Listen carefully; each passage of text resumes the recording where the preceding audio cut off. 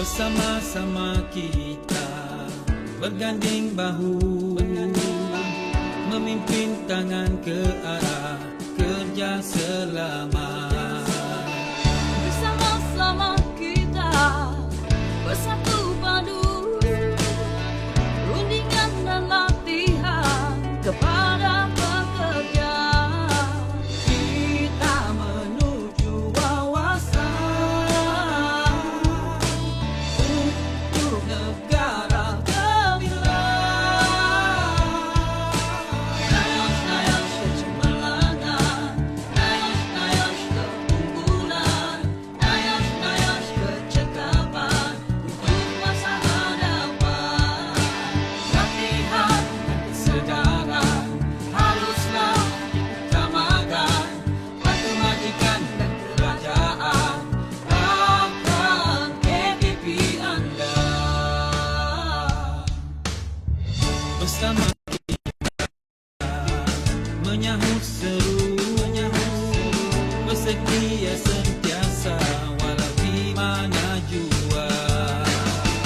Bersama-sama kita berpegang teguh, solusi inovatif tingkatkan prestasi.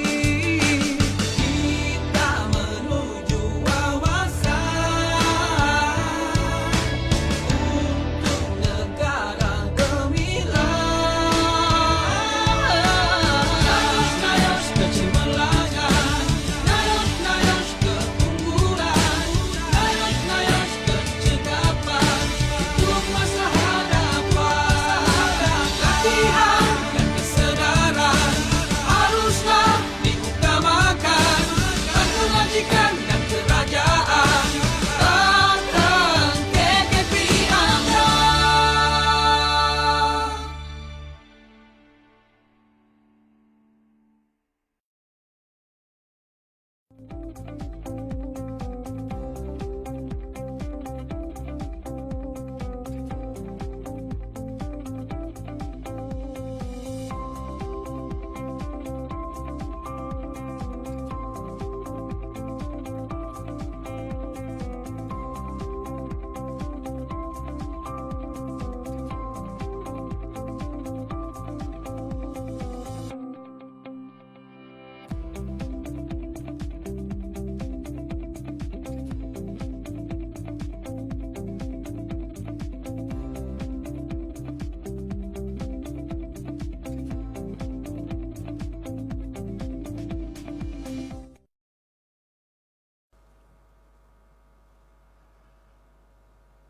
Assalamualaikum, selamat sejahtera, selamat pagi, salam Madani. Hari ini saya diberi peluang untuk membincangkan tentang Safety Guidance 4, SG4, iaitu Preventing Falls in Scaffolding Operation. So, tuan-tuan dan puan-puan yang berada di online, di atas talian, sekiranya kalau ada sebarang pertanyaan ataupun sebarang perkongsian yang ingin dikongsikan, boleh letak di bahagian ruang komen. Kita akan bincang bersama-sama lah dari masa ke semasa. So, tuan-tuan dan puan-puan, SG4 ini adalah satu safety guidance. Satu safety guidance merupakan satu panduan yang dikeluarkan oleh NAAC. Nanti kita akan tengok siapakah itu NAAC dan kenapa NAAC diterbitkan SG4 ini. Dan yang paling tertanya-tanya juga, kenapa SG4 adalah topik pilihan kita pada pagi ini. Untuk maklumat tuan-tuan dan puan-puan, SG4 ini telah dimasukkan ke dalam silibus pembelajaran pemasang perancah yang akan dikuatkuasakan pada Jun 2024. Yang dimaklumkan daripada pihak DOS kepada semua training provider scaffold di Malaysia. So, SG4 ini saya rasa satu topik yang menarik untuk kita bincang bersama-sama tentang metod, cara untuk menangani dan juga nak mengatasi sebarang risiko boleh menyebabkan terjatuh dari tempat tinggi, especially scaffolding. Kita tak membincangkan secara detail mengikut buku dia, dan buku ni nanti saya akan share di penghujung rancangan ni nanti. Tuan-tuan boleh scan dan download PDF soft copy. Kita tidak membincangkan dari muka depan sehingga ke muka belakang. Kita tak membincangkan secara detail sebab kita tak mempunyai masa yang banyak. Jika kita ada masa yang banyak dalam kelas, dewan kuliah, kita akan membincangkan, kita akan bincang kupas satu persatu, kita akan detail dia punya pemakluman dalam SG4. Tapi untuk hari ini, pagi ni, kita tak dikupas satu persatu. Saya ambil satu buku tu, saya belah, saya potong. Nah, ini si penting dia. 90 minit hari ini. Okay. So, tuan-tuan dan perempuan, dipersilakan SG4, 22 Preventive Falls Scaffolding Operation. Dan untuk maklumat tambahan, sebelum saya teruskan, nak memberitahu juga, NIOSH adalah satu pusat latihan, pusat penyedia latihan bagi kursus pengendali perancah, yang mana setakat ini kita menjalankan kursus basic level di NIOSH Bangi. Dan insyaAllah, in future, kita dalam perancangan untuk ke intermediate level dan juga untuk advanced level. Dan juga kita akan pergi ke Pantai Timur, kita akan pergi ke selatan tanah air, Johor, dan juga kita akan ke Borneo, Sabah dan Sarawak, insyaAllah. So, kita dalam perancangan tersebut. Kursus pemasang perancah ni kursus yang agak mencabar fizikal dan mental. Jadi, saya suka nasihatkan kepada calon-calon peserta, kalau nak hadir tu, sediakan fizikal dan mental yang baik lah. Okay? Sebab dalam kursus sahaja pun dia dah mencabar, sebab scaffold ni kategori berisiko tinggi. Berisiko tinggi sebab dia pun bekerja tempat tinggi. Dan kalau tengok dekat gambar background tu, sebenarnya ada ramai peserta scaffold. Memang ramai. Tapi yang tinggal hanya 4 sahaja. Yang lain semua ada dekat bawah lah. Diorang dah tak sabar nak balik sebenarnya. So tinggal 4 kat atas tu, diorang excited nak bergambar dekat atas. So itu adalah batch pertama scaffold dekat NIOSH, dijalankan pada tahun lepas. So ini adalah SG4 muka depan yang mana saya akan kongsikan nanti dengan tuan-tuan, untuk tuan-tuan rujuk, tuan-tuan semak dan baca, dan sebagai rujukan dekat site tuan-tuan dan perempuan. Kita akan cover 4 subtopik saja, iaitu introduction kita akan tengok. Lepas tu kita akan tengok kepada planning, personal fall protection dan juga collective fall protection. So 4 sahaja subtopik, tapi poin-poin yang saya tekankan dekat sini yang paling saya suka adalah dekat yang warna biru bawah tu, personal fall protection dan juga collective fall protection. Ada kelainan sedikit pembawaan daripada safety guidance 4 ni. Kadang-kadang barang tu memang kita ada yang pakai, method tu kita ada pakai, tapi kita tak biasa dengan nama istilah dia. So kita refer kepada SG4 ini, beberapa istilah, beberapa method yang diketengahkan oleh NHC melalui SG4.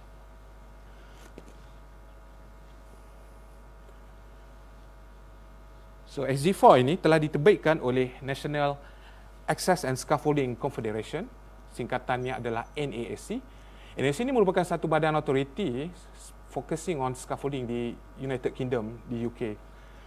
So NASC ini telah menerbitkan Safety Guidance 4 tahun 2022, A Guide to Good Practice for Tube and Fitting and System Scaffolding. Sebenarnya safety guidance ada banyak, siri daripada first hingga ke 43, 44 jika saya tak silap. So kita bincangkan yang satu ni sajalah, Safety Guidance 4. SG4 ini dibangunkan oleh NSC. Dia telah melantik panel-panel dia, pakar bidang dalam scaffold, especially wakil daripada engineer, arkitek, scaffolder sendiri, kontraktor, yang dipilih dalam majlis konsel NASC tersebut. So untuk pengetahuan tuan-tuan dan perempuan, safety guidance ni hanya satu panduan. Okay? Dia bukannya satu bentuk perundangan yang mana kalau kita tak ikut panduan ni, kita boleh disabitkan kesalahan dekat mahkamah. Okay? Dia bukan tahap perundangan, dia hanya panduan. Ibarat kalau kita bawa kereta tu, kita nak refer buku manual. Okay? Tak menjadi satu kesalahan kalau saya memandu kereta, saya tak tengok pun buku panduan tu. Tapi menjadi satu amalan yang baik untuk saya membaca, meneliti buku panduan cara pemanduan selamat yang dibekalkan oleh pihak pengilang pembekal kereta tersebut. So begitu juga dengan safety guidance.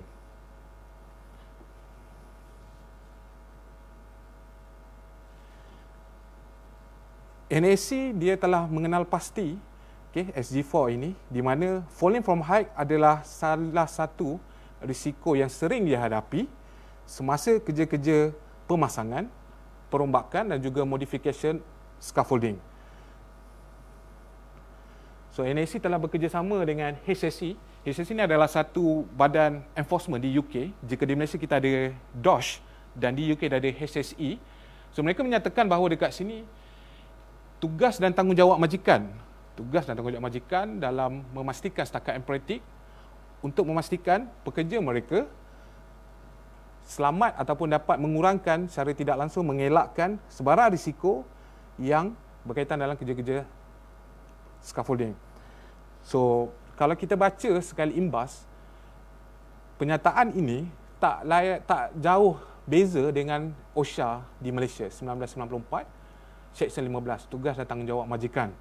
So, tak jauh beza, cumanya Akta OSHA pindaan baru 1648 tak pasti lagi sama ada perubahan yang besar ataupun perubahan yang minor ataupun tak ada sebarang perubahan. So, kita menunggu OSHA yang baru pada tahun depan dan kita akan tengok apakah implikasinya kepada industri. Dan pada 2 minggu lepas ada wakil daripada pihak DOSH, Encik Wan Ahmad Jazali telah datang ke NIOSH dan memberi taklimat sedikit sebanyak serta langsung mempromosikan OSHA pindaan baru tersebut dan impaknya kepada industri. Topik yang bagi saya sangat menarik. Tuan-tuan dan puan-puan, kalau ada yang terlepas boleh scroll balik Facebook NIOSH. Kalau ada lagi dia punya dalam Facebook tu boleh rujuk balik. So topik tu memang agak menarik tentang pindaan OSHA yang baru dan implikasinya kepada industri.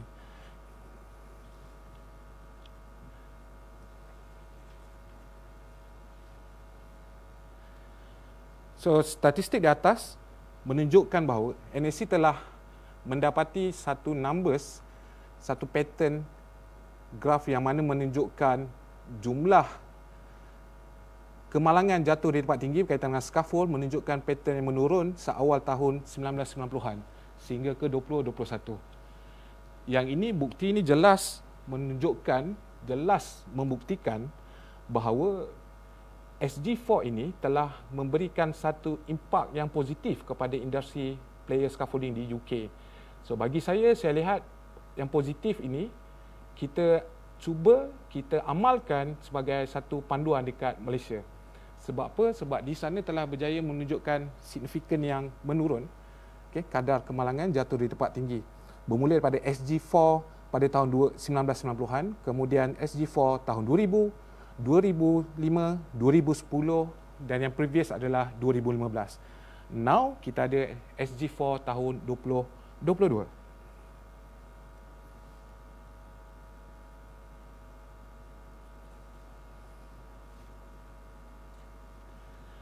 Kita lihat di Malaysia pula, kadar kemalangan meliputi pelbagai sektor, meliputi pelbagai bidang.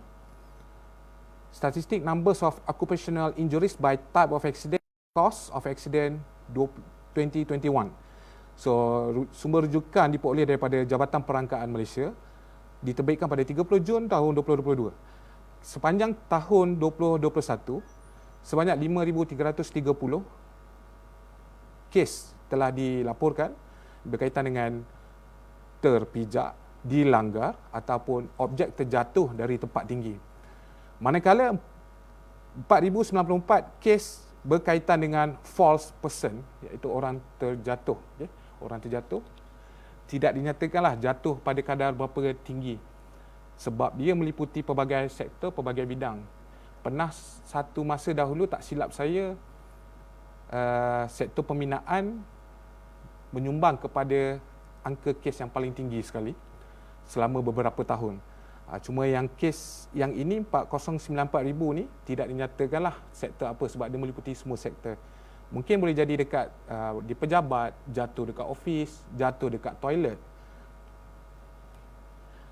Dan diikuti dengan kes 3,661 kadar kes yang melibatkan kemalangan yang tidak dikenal pasti. Mungkin boleh jadi maklumat yang tidak mencukupi,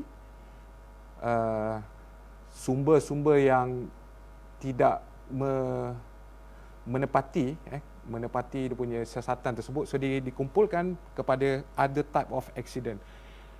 dan yang lain-lain. So dekat sini saya nak tunjukkan angka 4094 ni, kita mengharapkan angka ini akan terus menurun, bukan saja fall of person, secara keseluruhan semualah kadar kemalangan di tempat kerja ni. Dan juga saya nak kongsikan dekat sini adalah kes kemalangan yang membabitkan scaffolding, spesifik kepada scaffolding sepanjang tahun 2023. Sepanjang tahun 2023 sahaja yang saya masukkan. Saya harap ini saja kes yang berlaku pada tahun 2023. Kita tak nak ada kes lagi yang masuk kepada statistik, kepada pelaporan ni. Okay. Yang pertama, paling latest adalah pada bulan September, 2 September di Selayang, apabila pekerja binaan maut apabila ada satu objek perancah jatuh dari tempat tinggi. So berdasarkan siasatan ni daripada pihak DOSH, objek tersebut dikenal pasti sebagai wall ties. Wall ties ni adalah satu komponen yang mana digunakan di scaffolding, dipasang, diikat kepada struktur tetap ataupun struktur tetap bangunan tu untuk mengukuhkan, untuk menstabilkan scaffolding tersebut. So waktu kejadian ni, situasinya terdapat dua tim, yang mana tim pertama adalah scaffolding team. Tim yang kedua adalah mangsa, iaitu masa dia buat kerja-kerja hacking. Tak pasti dia buat kerja hacking apa, slab, wall, column. So masa kejadian tu, objek wall tie ni terjatuh melepasi cash platform yang telah dipasang, melepasi juga kepada safety net. Terlepas, jatuh tepat ke arah mangsa, meninggal di tempat kejadian. So kalau tengok mangsa sudah berada di level UG, objek tersebut jatuh daripada aras 23, level 23, sangat tinggi. So impact dia memang besar, menyebabkan meninggal dunia lah serta-merta. So itu yang latest. Dan ada beberapa kes yang saya nak kongsikan ni, masih lagi ada dalam perbicaraan mahkamah. Cuma dia macam dalam pelaporan website DKP ni bagi tahu ada kes kemalangan, begitu sajalah. Ada juga yang sudah selesai kes perbicaraan. So yang kedua, pada 5 Mei, pemasang perancah jatuh dari tempat tinggi di Johor. Mangsa ni dia sedang bekerja dismantle scaffold. Kalau ikut dia punya kes ni, dia dismantle scaffold berseorangan. Okey. Berseorangan ni agak mencabar sebenarnya. Ikutkan memang tak boleh. At least ada 3 atau 4 orang satu kumpulan. Berdua pun memang sukar untuk buat kerja dismantle scaffold. Okay? 3 atau 4 orang. Tapi mangsa ni dia buat kerja berseorangan kerana dia jatuh dari tingkat 8. Dan yang ketiga adalah pekerja maut terjatuh dari tempat tinggi di Sabah pada 26 Mac tahun ini juga. Semasa mangsa tengah buat kerja-kerja mengukur struktur lantai. Mangsa mungkin melakukan kerja tu dekat open edge, yang ruang terbuka, mungkin tiada guardrail ataupun tiada walking platform yang selamat. Walking platform yang selamat, so menyebabkan mangsa terjatuh. Dan kes yang keempat pada bulan 3, 5 hari bulan di Labuan. Seorang pekerja ditemui lemas setelah terjatuh daripada scaffold. So mangsa dikatakan sedang erect scaffold di bawah JT. So ini dia punya struktur binaan scaffold. Sebelah kanan tu, kalau kita boleh nampak jelas, struktur binaan scaffold ni dikategorikan sebagai scaffolding advanced level. Okay. Dia hanging ke bawah. So mangsa semasa dia tengah buat kerja dismantle tu terjatuh dan ditemui lemas, meninggal dunia.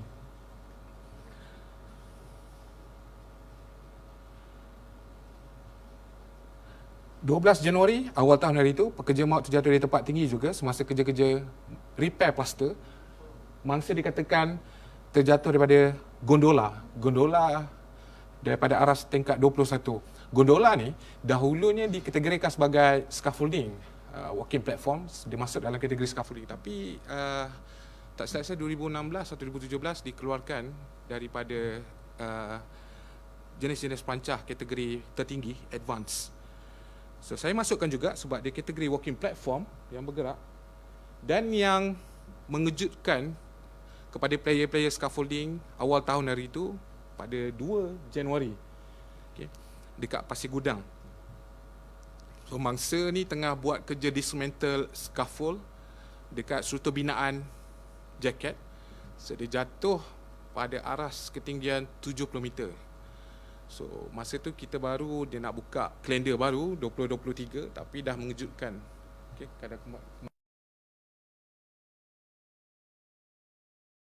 sempat saya kongsikan tahun ini saya mengharapkan tiada kes lagi untuk tahun ini. Dan seterusnya lah tahun-tahun yang seterusnya. So itu subtopik yang pertama untuk introduction. Kita dah cover untuk subtopik yang pertama. Kita nak pergi kepada subtopik yang kedua iaitu planning. So planning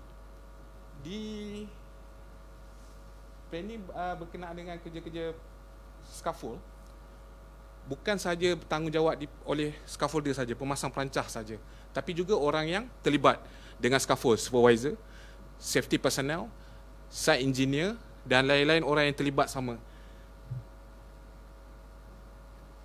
So planning yang pertama, SG4 telah nyatakan the first step adalah avoid. Okay? Avoid working at height. So macam mana kita nak avoid?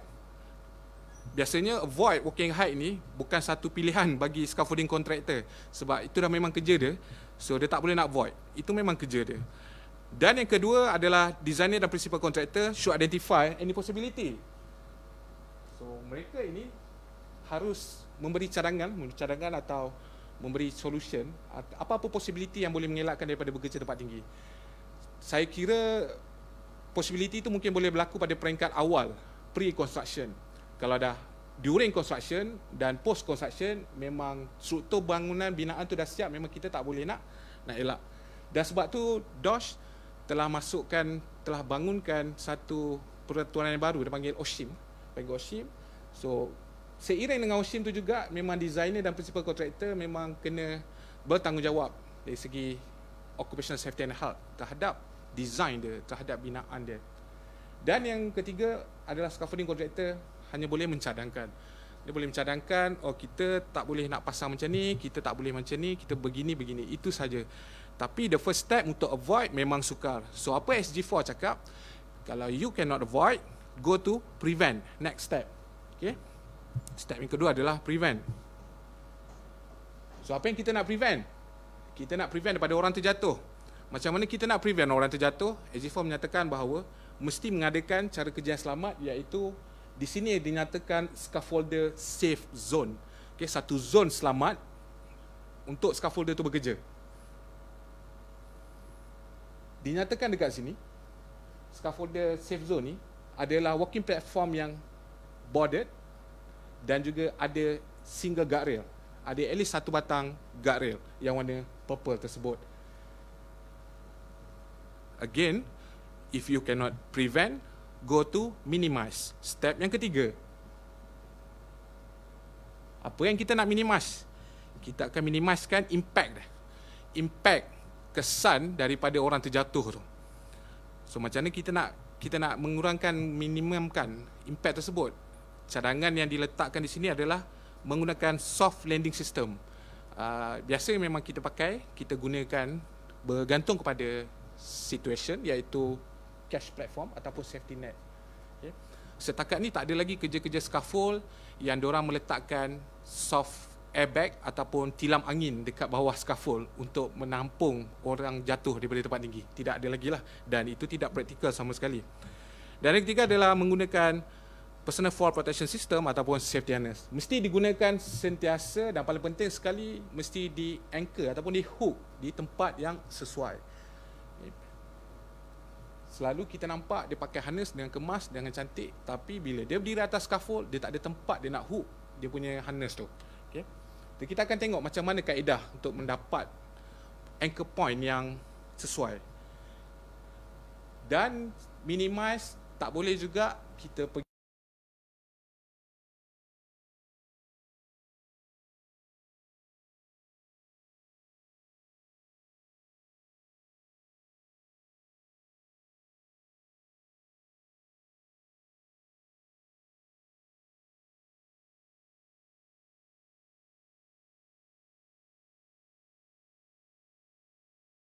method statement.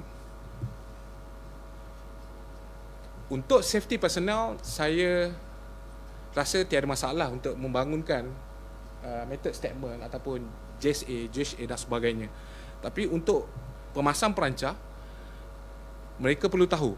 Okay? Mereka perlu tahu. Dan sebab tu kita ambil inisiatif untuk khusus di NIOSH, akan ada satu hari kita akan buat aktiviti membangunkan method statement untuk peserta-peserta scaffold di NIOSH. So kita akan bagi satu situasi dekat mereka, kita akan bagi case dan mereka akan bangunkan method statement, mereka bangunkan JSA dan mereka akan present. So saya rasa memang tanggungjawab scaffolder tu sendiri untuk membuat method statement. Bukan tanggungjawab safety personnel semata-mata. Biasa kita tengok dekat site, JSA siapa buat, orang safety. Method statement siapa buat, orang safety. Semua orang safety. Tapi orang safety dia tak ada idea macam mana step pemasangan scaffold tersebut. So kita lihat benda tu satu improvement yang baik untuk dilaksanakan di khusus pemasangan perancah di NIOSH. So RMS ni yang pertama sekali, step pertama adalah identify task itu activity. Kita biasanya panggil dia sebagai job safety analysis, ataupun dekat step yang pertama ni kita akan letak job step, basic job step. Sebagai contoh, saya nak pasang scaffold independent return panjang 4B, tinggi dalam 8 lift. Tinggi 8 lift. Okey lah, 8 lift tinggi, 4B memanjang. So saya kena identify proses job step daripada mula barang keluar daripada store sehingga ke siap scaffolding independent saya tu. Yang last sekali kebiasaannya adalah tobot. Yang last sekali tobot. So apakah step-step tu, kita akan nyatakan, kita akan listkan untuk determine step yang kedua, hazard yang ada dalam setiap job step tersebut. Contoh, nak pasang scaffold, kita nak keluarkan barang daripada store, apa hazard yang boleh berlaku, risiko yang boleh berlaku semasa nak keluarkan barang daripada store. Dan yang ketiga, who is the risk? Risiko bukan terlibat kepada scaffolding team saja, tapi juga orang yang berdekatan, orang yang sekitar. Sebagai contoh, kalau kita membuat kerja-kerja pemasangan scaffold di open area, di car park, kita kena mengambil kira public area tu, mungkin ada security guard datang, dia buat rondaan, mungkin ada kereta lalu lalang tiba-tiba, walaupun kita dah barricade kawasan tu, orang boleh masuk tanpa kita perasan pengawasan dan sebagainya. So who is the risk, kita kena identify. Dan apabila kita dah tahu hazard tadi, assess the significant risk ni, kita nak menilai risiko tadi. Menilai sama ada risiko tu rendah, low, medium ataupun high. Okay. Basically sama macam apa yang kita praktiskan di Malaysia lah. Kita punya JSA ataupun kita punya high rate. Dan yang kelima, consider untuk bagikan control measure, langkah kawalan. Kalau kita nak cut scaffold tube tadi tu, hazard saya ambil contoh boleh sakit belakang, back pain ataupun slip disc masa dia mengangkat tube scaffold. So macam mana kita nak control measure dia supaya orang tersebut dapat elakkan daripada slip disc? Kita akan mungkin buat secara berkumpulan, kita angkat tube 6 meter yang paling panjang, yang paling berat tu, kita angkat 3-4 orang. Biasanya angkat 1 orang atau 2 orang, tapi sebab kita nak mengurangkan risiko, so kita angkat satu tube tu 6 meter panjang, 3 orang ke 4 orang. Dan yang keenam, record the findings, apa-apa finding yang ditemukan, yang diperoleh, mesti direkod. Dan yang ketujuh terakhir adalah review and revise. So review and revise dari masa ke semasa, bergantung kepada site condition, bergantung kepada perubahan teknologi, bergantung kepada perubahan IT dan bergantung kepada perubahan method statement. Mungkin sebelum ni scaffold kita pasang yang tadi tu contoh 4B 8 lift, kita menggunakan method manual handling. Okay? Kita pas barang menggunakan tangan. Tapi mana tahu bulan depan kita nak tukar, kita nak pakai hoisting machine pula. So dia dah berubah, kena revise balik method statement. Itu adalah contoh method statement yang disadangkan oleh RMS ni. So ini adalah format yang diperoleh dari SG7 pula. Ini SG7. Sebenarnya kita bincang SG4. So bacaan dia berkait dengan SG yang lain. So dalam SG7 ni, risk assessment and method statement diberikan satu format. Okay, satu format method statement khusus spesifik untuk kerja-kerja scaffold. Okay. So macam kita dekat NIOSH, kita pun ada kita punya format sendiri. So kalau saya nak buat method statement, saya rasa tak sesuai lah kalau saya ambil bulat-bulat format ni, saya bagi kepada Siti Officer NIOSH. Cakap, cik, ini method statement scaffold. Mungkin tak sesuai untuk digunakan, tapi input dia boleh digunakan. Okay? So tuan-tuan dan puan-puan, kalau nak rujuk, boleh dapatkan dekat SG7. Dia memang spesifik kerja-kerja berkaitan dengan scaffold. Boleh ambil, tapi saya tak cadangkan untuk ambil secara 100% lah apa yang ada, sebab format dia mungkin bergantung kepada site construction, site project tuan-tuan, klien tuan-tuan. Mungkin beza project, beza klien, beza dia punya method statement tu. Okay, ini contoh monitoring dan compliance, nama orang yang terlibat, sign dan juga tarikh. Method statement ni last sekali adalah work leader yang akan dapatkan approval ataupun dia akan sign untuk simpan sebagai rekod. So next kita subtopik yang ketiga, yang special ni. Yang special ni adalah collective fall protection dan personal fall protection.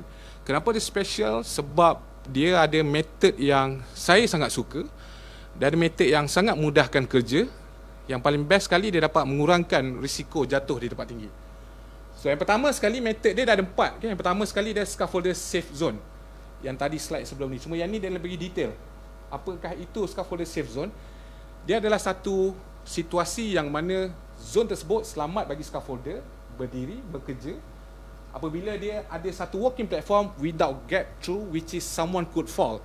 Maksud di sini, scaffolder tersebut tak boleh ada gap yang boleh menyebabkan orang terjatuh, which is scaffolder tu sendiri terjatuh semasa kerja pemasangan. Dia tidak menyatakan spesifik berapa size measurement dia, 500 mm ke 1 meter ke, tidak.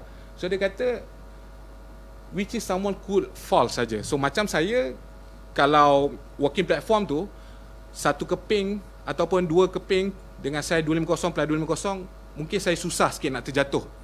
Tapi kalau ada tim saya badan dia agak tak besar macam saya, mungkin satu keping tu pun dia boleh terjatuh, atau 2 keping dia dah terjatuh. So dekat situ bergantung kepada possibility orang terjatuh. Pastikan tak ada gap yang boleh orang terjatuh. Dan nombor 2, single main guardrail. Single main guardrail ni kita panggil sebagai top rail, ataupun kita boleh buat juga sebagai mid rail. Cuma dinyatakan dekat sini, kalau nak buat top rail, minimum height adalah 950 mm, okay, above decking level. Tuan-tuan dan puan-puan, SG4 ni dia merujuk pada British Standard, European Standard, BSEN, yang mana dinyatakan dalam EN standard ni, top rail dia ataupun main guard dia adalah minimum 950. Tapi kita dekat Malaysia kita ada perundangan. Perundangan kita BOWAC 1986 part 10 part 10 tu dinyatakan dalam BOWAC tu minimum untuk guard rail, top rail adalah 1 meter. So dekat sini saya tak boleh nak tukar lah 950, sebab ini adalah di UK. Kita nak praktis dekat Malaysia, kita nak buat single main guard rail, kita kena buat 1 meter. Kita buat 1 meter untuk mencakupi kita punya perundangan kita, at least 1 meter. Itulah dipanggil sebagai scaffolder safe zone. Dan yang kedua, PFPE ni, personal fall protective equipment, which is sentiasa dipasang ataupun sentiasa dipakai, clip on, sentiasa di hook, sentiasa, melainkan working platform tersebut dah fully board dan guard rail dah keliling, dah pasang, dah kemas, ataupun ada method yang lain yang boleh digunakan. So sekiranya kalau working platform dah penuh, guard rail dah kemas, dah cantik, harness tersebut not necessary untuk kita clip on. Maksudnya tidak perlulah nak hook, pakai tu tak pakai, tapi not necessary untuk hook sebab kita ada protection. Dan scaffolder mesti remember, dia punya scaffolder safe zone ni bukannya satu method yang perfect, yang completely boleh eliminate any risk yang boleh terjatuh tu. So still kena aware juga. Dan yang ketiga, apabila scaffolder bekerja tanpa working platform yang penuh, tanpa guard rail yang mencukupi. Sebagai contoh, okay, macam gambar ni. So ini juga dikategorikan sebagai scaffolder safe zone. Macam mana safe zone pula? Kita rasa macam tak selamat ini, yang kita tengok pun tak selamat. So dalam SG4 dia bagi tahu ini dikategorikan sebagai safe zone juga, dengan syarat individu tersebut memakai double lanyard dan clip on kedua-dua hook tersebut. Okay. Yang ini pada situasi tertentu kritikal yang mana scaffolder terpaksa keluarkan badan dia daripada walking platform, keluarkan badan dia daripada guardrail untuk menyambung struktur binaan scaffold tersebut.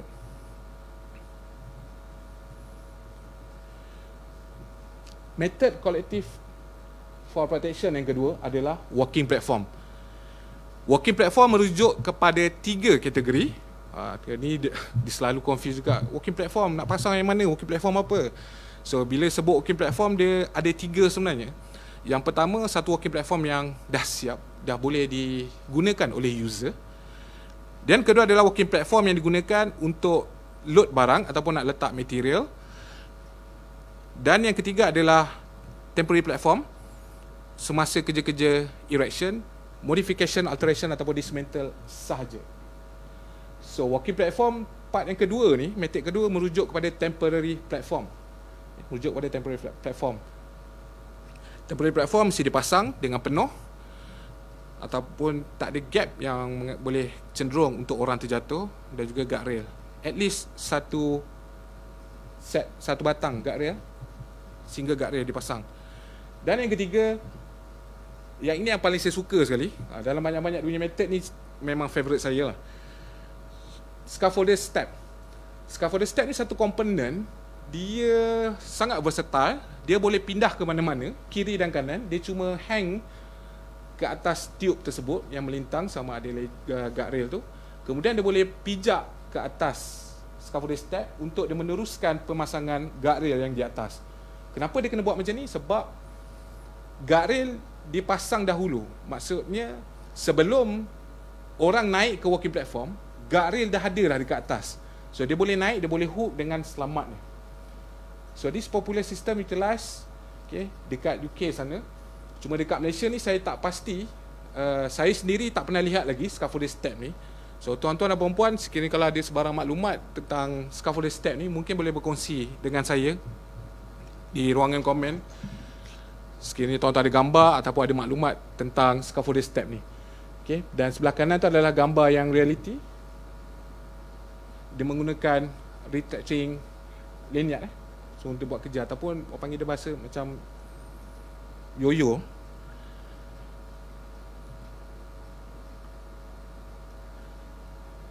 Untuk yang modular system, yes. Untuk modular saya pernah jumpa, saya pernah pasang, saya pernah lalui modular system scaffold. So dia macam L bracket, dia akan hook dekat dia punya point standard, tiang standard tu bagi modular system. Yang ini memang versatile. Dia bergantung pada saiz pembekal tersebut. Ada yang 500 mm, ada yang panjang sikit 750 mm. So orang boleh letak dekat situ bracket, letak walking platform, dia boleh pijak sementara, dan dia buat guardrail yang di atas. So untuk modular memang ada, saya pernah jumpa lah. Saya pernah jumpa, nak pasang pun pernah lalui. Tapi untuk tubular belum ada lagi.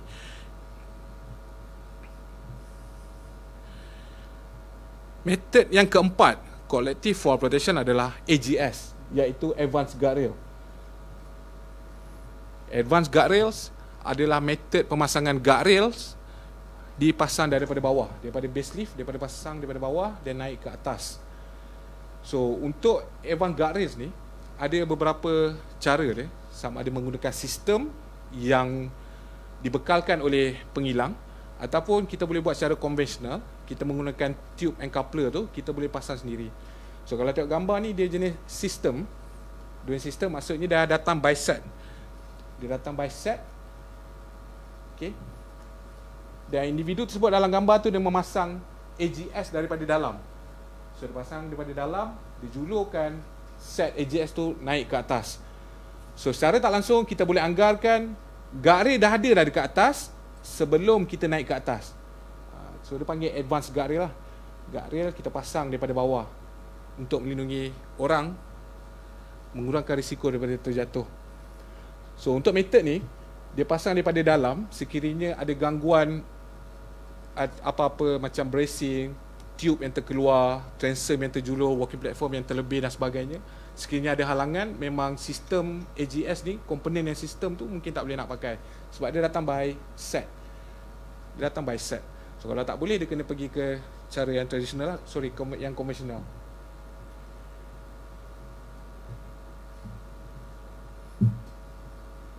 So ni juga jenis sistem AGS yang bersistem. Individu tersebut dipasang daripada bawah dan dijulurkan ke atas untuk muat dia punya guardrail in advance. Dan ini adalah gambar realiti barang ni.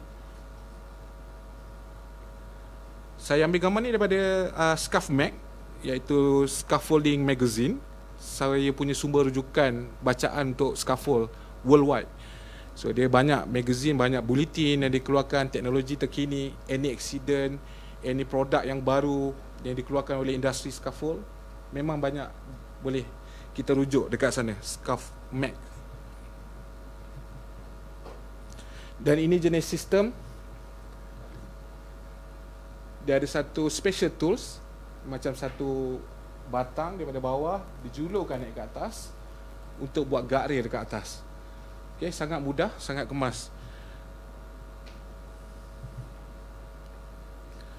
Namun kalau metod ini tak boleh nak pakai, ataupun senang kata kita tak ada pun barang ni, jangan risau, kita boleh menggunakan jenis frame type ataupun jenis konvensional. So jenis konvensional ni, ini yang kita buat di INAIOS masa kerja-kerja, semasa kursus pemasang perancah. So kita menggunakan tube clamp. So kita buat pada bawah, buat dalam 2B, cover dapat 2B macam dalam gambar tu, dan kita tolak naik ke atas untuk lengkapkan guardrail dekat atas. So ini gambaran dekat yang ambil daripada SG4. Kedudukan coupler yang di atas warna pink tube tu, coupler tu mesti keadaan coupler begitu untuk menyokong beban tube tersebut. Kita biasa praktis buat dalam 2B dah cukup, tak perlu nak panjang sampai 3B sebab dia akan jadi beban yang berat dan juga nanti tak stabil. So AGS frame ni pasang daripada base sleeve lah, daripada base yang paling bawah sekali.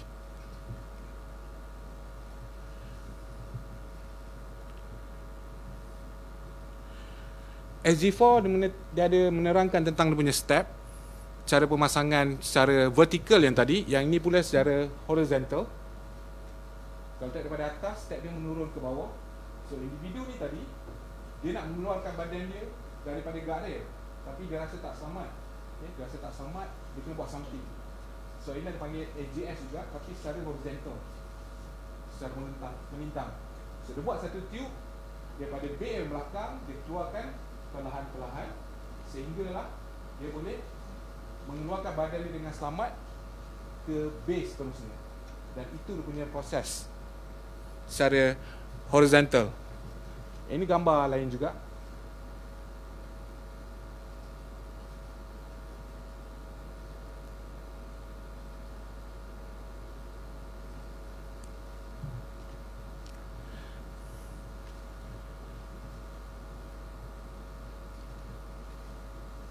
Situasi gambar ni sebenarnya sangat common dekat sektor pembinaan especially. Apabila orang pakai harness dengan kemas, tapi bila individu tersebut berdiri atas scaffold, dia tak ada tempat dia nak hook harness dia, tak ada tempat dia nak anchor. So itu yang selalu terjadi. Apabila terjatuh, harness dia pakai, tapi rupanya dia tidak anchor, dia tak hook dia punya harness, sebab dia tak ada point pun dia nak hook tu. Dia tak ada tempat, tak ada anchor point. So AGS ni secara horizontal, dia memberi gambaran yang jelas, satu panduan cara kerja selamat untuk mengurangkan risiko orang terjatuh dari tempat tinggi. Saya rasa SG4 ini yang ditekankan dalam silibus baru, salah satu metod yang amat baik.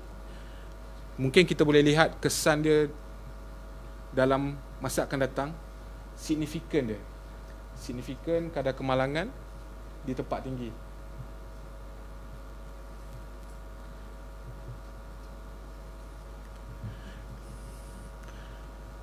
So habis untuk subtopik yang ketiga. Next, kita pergi subtopik yang keempat. Subtopik keempat, personal fall protection equipment. Saya akan sebut secara ringkas adalah PFPE. PFPE ni PPE lah bahasa mudahnya kan. So kita dalam SG4 disebut PFPE. So apakah itu PFPE? Yang pertama adalah head protection. So So kita panggil dia helmet, ada panggil dia sebagai topi, tak ada masalah asalkan barang tu betul, dia pakai tu ada helmet dan kegunaan dia untuk melindungi kepala. Kegunaan lain juga safety helmet ni, dia boleh menyokong secondary accessory, macam kita nak letak torchlight, kita nak letak earmuff dekat helmet tu, kadang-kadang kita nak letak visor dan sebagainya. Selalu masa kelas scaffolding berlangsung, kerap kali jugalah pertanyaan daripada peserta, helmet jenis apa yang boleh pakai, helmet jenis apa yang tak boleh pakai. Bagi saya tak ada masalah nak pakai helmet apa, asalkan helmet tersebut dia comply dengan standard ini, EN 397, EN 14052, EN 12492 ataupun equivalent dengan standard ni. Dan yang paling penting sekali, kita dah ada DOS SIREM. Pastikan ada DOS SIREM punya kelulusan untuk pakai. Ada setengah side project yang tidak bagi pakai climbing punya helmet. Bagi saya tak ada masalah kalau tak boleh pakai climbing, pakai je helmet lain. Yang penting dia kena ikut punya standard requirement tu. So apa yang boleh, what is do dan what is don't yang tak boleh. So sebelum pakai helmet, pastikan helmet tersebut diperiksa sebelum pakai, dan pastikan helmet tersebut dipakai dengan kemas dan teliti dengan baik. Bukan helmet pakai dengan sambil lewa, dengan chin strap dia tak kemas, terjurai dan sebagainya. Tidak boleh duduk ataupun berdiri di atas helmet. Pelik juga ada orang berdiri atas helmet ni. Dan tidak boleh pasang dengan ketat. Sebab apa, kalau pasang ketat, bahagian chin strap dan dia punya shawl bagi atas tu, dia boleh jadi stres. Okay, bila pakai ketat-ketat, scaffolder kerja dah berat, dah panas, lepas tu pakai helmet pula yang ketat, yang tak sesuai. So benda tu dah boleh menjadikan kita stres atas scaffold tu.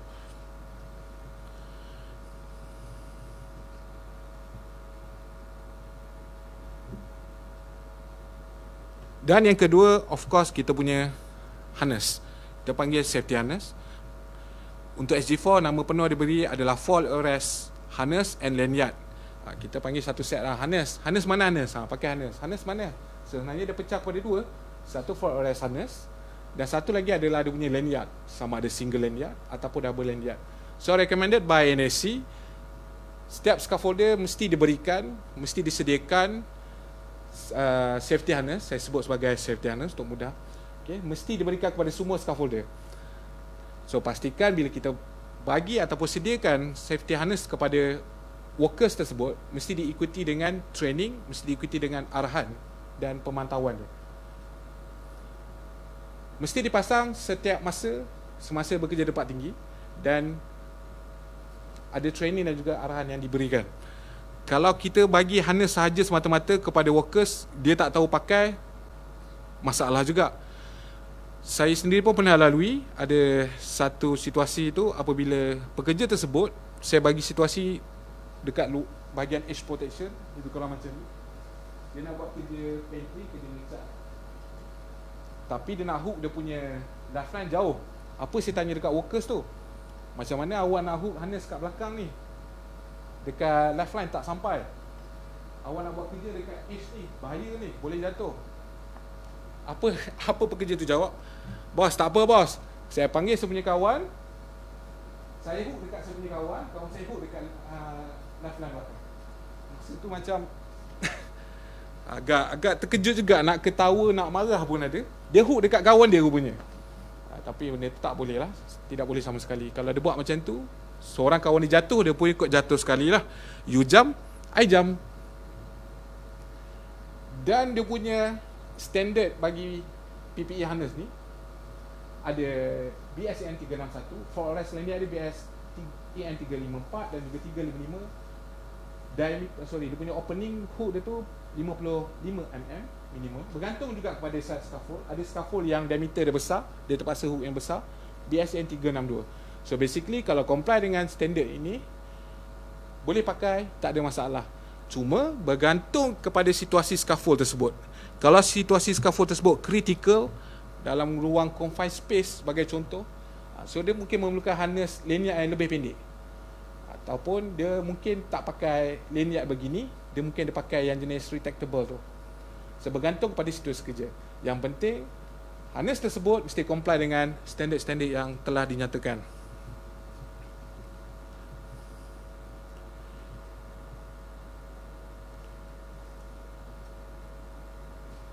Ini adalah rujukan untuk minimumkan potential force distance. So tuan-tuan dan puan-puan boleh tengok dalam gambar ni, sebelah kiri dan kanan tu, before adalah di atas, after adalah di bawah.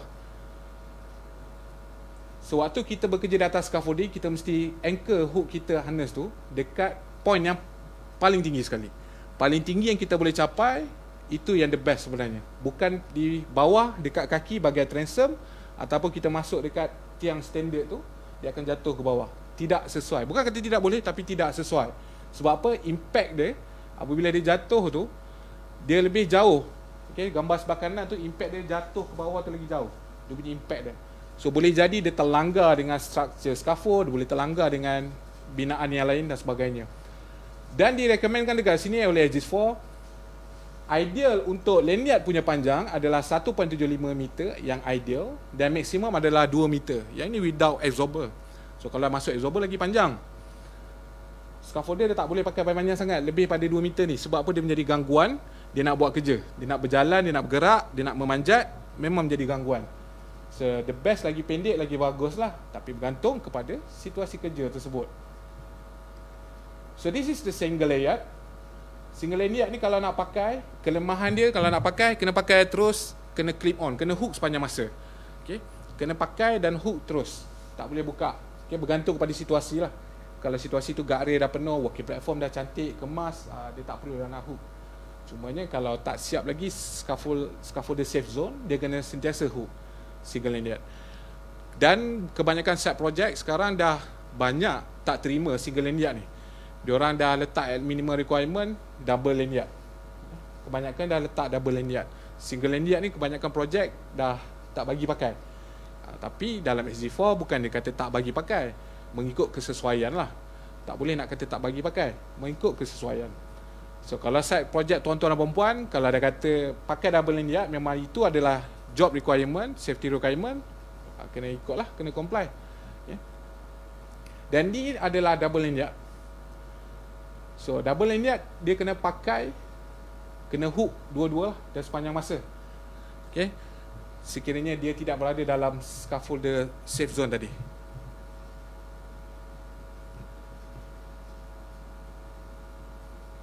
Kelemahan untuk double lanyard ni, dia ada kelemahan juga. Sebab dia boleh berpintal. Kalau beli yang di market yang kebanyakan tu, dia senang terbelit dekat badan, dia boleh mengakibatkan kita tersadung. Kita sendiri langgar, kita sendiri tersangkut dekat kita punya lanyard. Yeah. Tapi kalau dah biasa pakai, dah biasa kerja, should be okay. Dengan double lanyard ni tak ada masalah. Dan the best saya suka dekat PFPE ni, SG4 dia ada nyatakan tentang lanyard parking. Ini selalu jadi masalah dekat scaffolder. So dia memulai masalah, lepas tu dia dah tune, dia dah tahu dah kat mana nak letak dia punya hook dia tu. So dalam gambar ni ada satu equipment lanyard parking, boleh letak dekat bahagian chest tu untuk hook harness. Sementara kita tak pakai, so kita boleh hook, kita letak dekat dada. Dan kebanyakannya orang selalu dia lilit, dia berpintal dekat badan dia, kan, untuk mengelakkan daripada tersadung, kan. Dia bila berjuntai-juntai itu bahaya. Bahaya kepada diri sendiri, bukan orang lain. Dia berpintal dengan badan dia sendiri. Lanyard dia berpusing-pusing. Yang ini common yang scaffolder akan buat, ataupun any activity yang terlibat dalam working height memang common.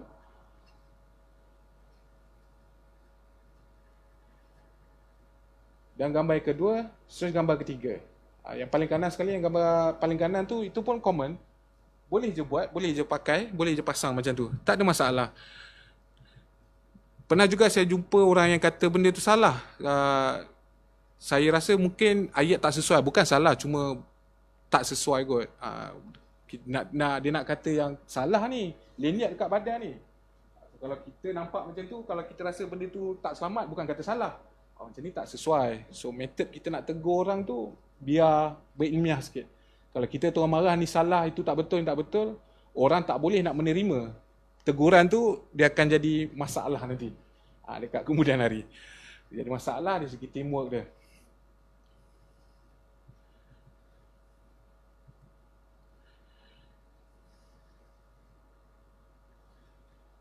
harness dah pakai, dan kita kena tahu kesesuaian nak hook kita punya anchor point. SG4 yang saya suka, dia nyatakan dengan jelas dan terperinci tempat-tempat yang boleh kita hook harness kita, tempat-tempat yang dikatakan tidak sesuai. Bukan kata tak boleh, tapi tak sesuai untuk hook harness kita. So, yang pertama sekali, kita boleh hook harness kita dekat ledger ataupun transom yang menggunakan load bearing coupler ataupun clamp right angle coupler. Kita panggil sebagai clamp mati. Kalau ledger atau transom tu menggunakan load bearing coupler, boleh. Tapi kalau dia menggunakan swivel coupler, which is jarang lah kan, tu tak sesuai. Okay, tak sesuai. Dia mesti load bearing coupler.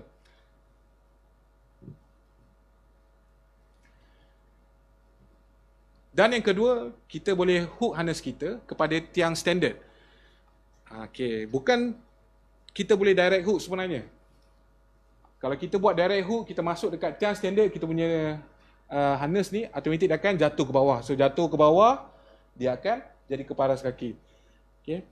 So SG4 dinyatakan dekat sini ada 3 aksesoris yang scaffolder boleh pakai. Cumanya 3 aksesoris ni jarang sekali lah kot saya nampak. Tapi saya nampak benda ni satu pendekatan yang baik, panduan yang baik. Yang pertama sebelah kiri sekali, dan satu clamp dan dia ada soket dekat situ untuk hook harness. So dia boleh adjust lah, naik ke turun, tinggi ke rendah. Dan gambar yang tengah tu, gambar di ujung, dia menggunakan macam webbing ataupun web sling. Dia lilit dekat tiang standard tersebut. Dan untuk pengetahuan, kalau tuan-tuan ada pakai aksesoris ni, pastikan aksesori tersebut boleh menampung at least 6 kN. Okay, 6 kN. Kita kena refer balik kepada pembekal daripada pengilang. Boleh tak aksesori ni menampung 6 kN? At least. Okay. Kalau okey, memang ada proven daripada supplier, daripada kilang, kita boleh pakai. Okay.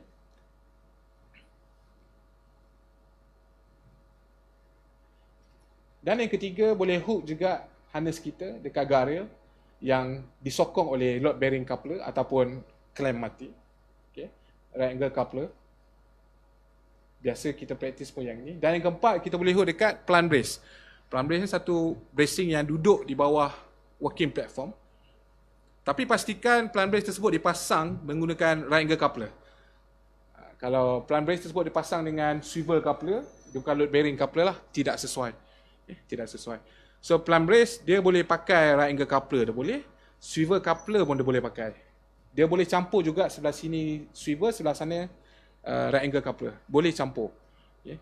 Tak menjadi masalah asalkan dia pasang.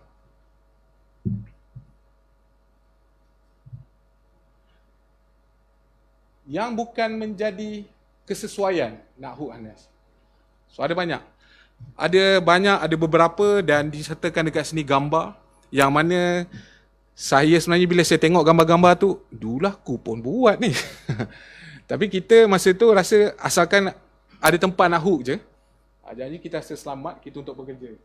So sebenarnya kurang selamat, kurang sesuai. Yang pertama sekali, ledger ataupun guardrail dengan single coupler. Dia pakai single coupler, bahasa kita panggil dia chicken wing ataupun kepak ayam. So ledger ataupun guardrail dia pakai single clamp tu.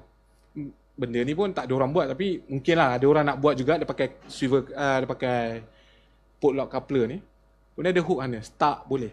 Dan gambar di bawah, dia hook daripada horizontal yang guardrail ataupun ledger yang pada kedudukan ada joint, ada jointing. So dia jointing dekat situ menggunakan sleeve coupler. Dia pun paut lah ataupun dia cangkuk lah harness tu dekat situ. Okay, tidak sesuai. Seterusnya, dia sangkut dekat tiang standard, macam saya beritahu tadi, dia sangkut dekat tiang standard, kemudian apa berlaku? Hook tersebut akan terlucut jatuh ke bawah. Kalau ada guardrail, okeylah hook dekat guardrail. Tapi ini sangkut dekat tiang semata-mata yang kosong, dia akan jatuh ke bawah. So, tidak sesuai. Sebab apa? Akan jatuh paras kaki juga. Okay, tak sesuai. Dan juga standard yang ada joint secara menegak. Okay, dia dah pakai aksesoris dah tu. Dia pakai scaffolder anchorage, dah pasang, cantik dah. Cumanya kedudukan dia pasang anchorage tu dekat dengan joint, dekat dengan tiang yang dia joint tu. So itu titik kelemahan untuk pembinaan scaffold. Ada joint tu kira tak berapa kuat untuk menyokong beban. Okay. So kena cari tiang yang lain yang tak ada join.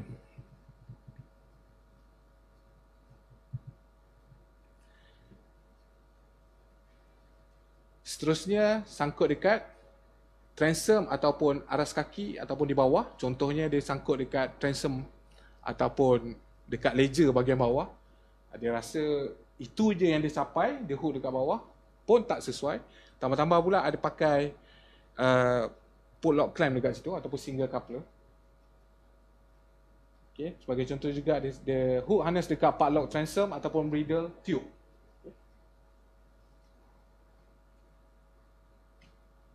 Reveal ties. Okay. Dia hook harness dekat reveal ties. Dia tengah-tengah kerja, dia nampak ini je paling dekat dia pun hook. So untuk pengetahuan tuan-tuan dan puan, reveal ties ni kalau dalam kategori stability scaffold, reveal ties dia jatuh kepada light duty. So dia bukannya beban yang besar yang boleh tampung. Dia kategori light duty, reveal ties ni. Okay. Dia boleh terlucut juga tu. Dia boleh terlucut, boleh jatuh. Dan juga hook dekat bracing. Yang ni yang selalu. Saya dulu pun selalu praktikkan benda ni. Sebab itu je saya rasa selamat yang untuk saya hook harness saya. Tapi rupanya barulah saya tahu dalam SG4 ni, bracing ni bukan tempat yang sesuai untuk hook saya punya harness. Bukannya salah, cumanya dia tidak sesuai. Kenapa? Sebab bila kita hook, dia akan meluncur jatuh. Dia akan meluncur jatuh ke bawah.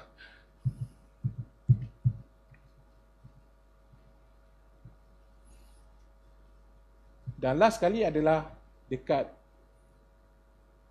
hujung tube, open end tube, dekat bahagian tube. Walau bagaimanapun, cara lain yang dipraktikkan, sebagai contoh dia letak satu lagi clamp sebagai stopper, cara itu juga tidak sesuai. Walaupun kita letak satu clamp dekat situ sebagai stopper pun tidak sesuai. Sebab apa? Sebab dengan saiz bukaan harness tu, hook tu 55 ataupun mungkin lagi besar lagi, scaffolder tersebut bergerak ke depan ke belakang, boleh terlucut. Boleh terlucut, terkeluar daripada stopper tadi. So kalau dah terkeluar daripada stopper, scaffolder tadi akan jatuh.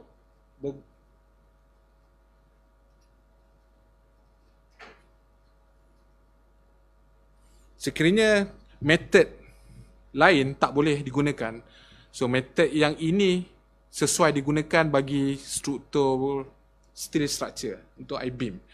Kadang-kadang kalau kerja steel structure ni, dia tak ada tempat dia nak hook. Harness dah pakai dah, betul. Tapi nak hook harness tu tak ada tempat. So dalam SG4, dinyatakan dekat sini kesesuaian. Kesesuaian untuk meletakkan ataupun nak anchor harness kita. Tapi kena ingat, dia ada kilonewton tadi 6 kilonewton dia boleh tampung, at least. So nak dapat dia punya maklumat, kena cari dekat pembekal, penghilang dia. Information, safety belt ni boleh tampung berapa beban, carabiner dia, okay, D-ring dia dan sebagainya.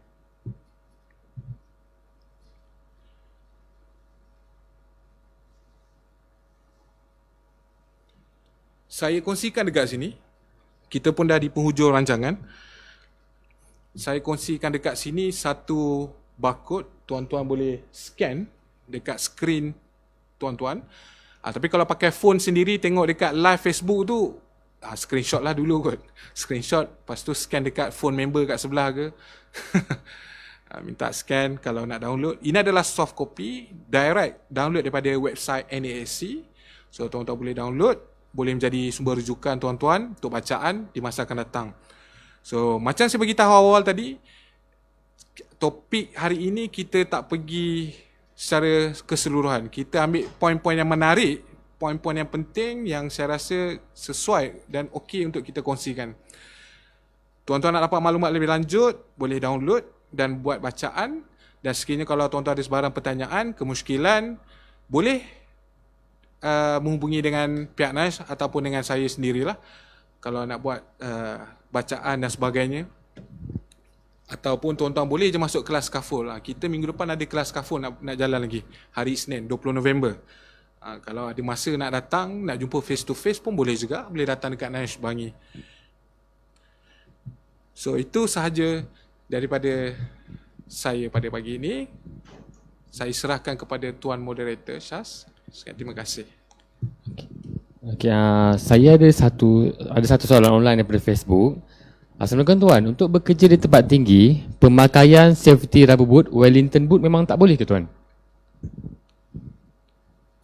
Sorry? Pemakaian safety rubber boot ataupun Wellington boot memang tak boleh ke? Wellington boot boleh pakai, bergantung kepada site requirement tersebut, project requirement. So kalau project requirement tu dia kata klien dah tetapkan tak boleh pakai, what you can do memang kena ikut klien lah. Tapi bagi saya tak ada masalah, boleh je pakai as long as ikut comply dengan standard safety boot lah. Okey, untuk soalan kedua, adakah NIOSH akan develop method statement RAMS versi Malaysia? RAMS versi Malaysia. Develop method statement scaffold version bahasa Malaysia. Saya tak rasa kita nak develop untuk method statement scaffold version Malaysia, sebab method statement ni dia lain structure, lain method statement dia. So lain hazard dia, lainlah cara control measure dia. So yang ini kita boleh guide cara nak bangunkan method statement, dan tuan-tuan dan puan-puan boleh bangunkan secara sendirilah ikut kesesuaian projek tempat kerja masing-masing. Okay.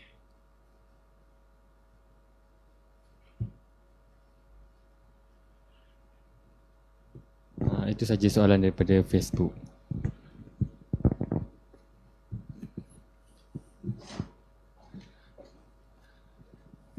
Okey, terima kasih kepada yang mendengar. Dengan ini berakhirlah program NIOSH Talk untuk minggu ini. Minggu depan akan ada program NIOSH Talk akan bertemakan Vertigo, tapi di lokasi yang berbeza, di NIOSH Experience Center. Jadi kalau siapa yang berminat nak tahu berkaitan dengan vertigo dan rawatannya, boleh sama-sama nantikan ataupun datang ke Festi NIOSH di NIOSH Experience Center di Menara NIOSH. Okey, kita tunggu lagi dalam program NIOSH Talk pada minggu hadapan. Assalamualaikum dan terima kasih.